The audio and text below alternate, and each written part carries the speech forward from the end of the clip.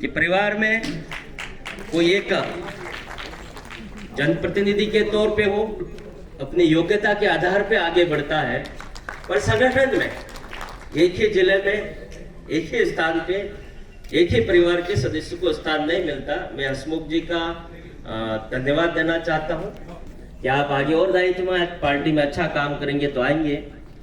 अभी इस अवसर पर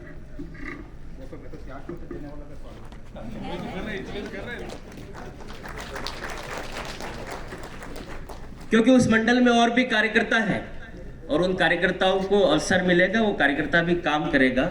ये एक अच्छी परंपरा भारतीय जनता पार्टी में है, इसलिए निश्चित रूप से हम सबको इससे सीख भी लेनी चाहिए। आने वाले समय में संगठन को आगे भी बढ़ाना चाहिए और भारतीय जनता पार्टी कभी इस बात को स्वीकार नहीं करती कि एक ही परिवार में सभी पद हो। इसलिए आज मैं अशोक जी को भी धन्यवाद देना चाहता हूँ और हसमुख जी को। मैं माननीय अशोक जी को बहुत बहुत शुभकामनाएं देते हुए अपनी बात को यहीं विराम देता हूं कि आने वाले समय में हम के चुनाव में भारतीय जनता पार्टी के जिला अध्यक्ष आदरणीय अशोक जी पटेल नियुक्त हुए हैं।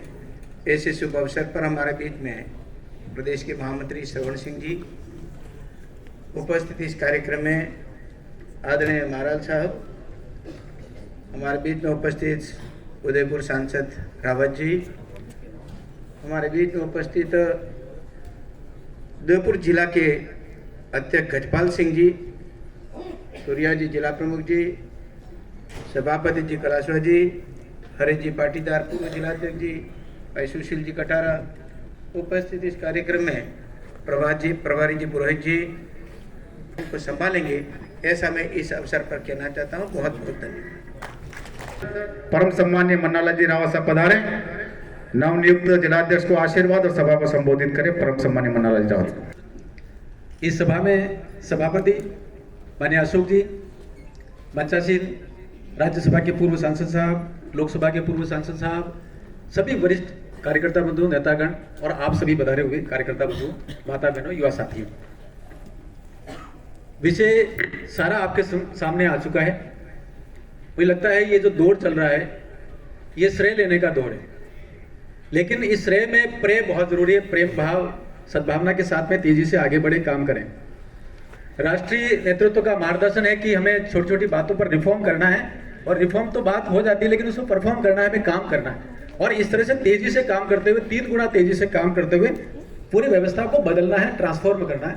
ये संगठनात्मक स्तर पर तो हो रहा है, लेकिन वैचारिक स्तर पर भी करना पड़ेगा और शासन की नीतियों को लेकर क्षेत्र में भी काम करना है। हमारी संभवतः वो मार्गदर्शन है मूल रूप से कि संगठन कुछ नहीं करेगा लेकिन कार्यकर्ता कुछ नहीं छोड़ेगा, कार्यकर्ता बहुत तेजी से काम करेगा, ऐसा मार्गदर्शन।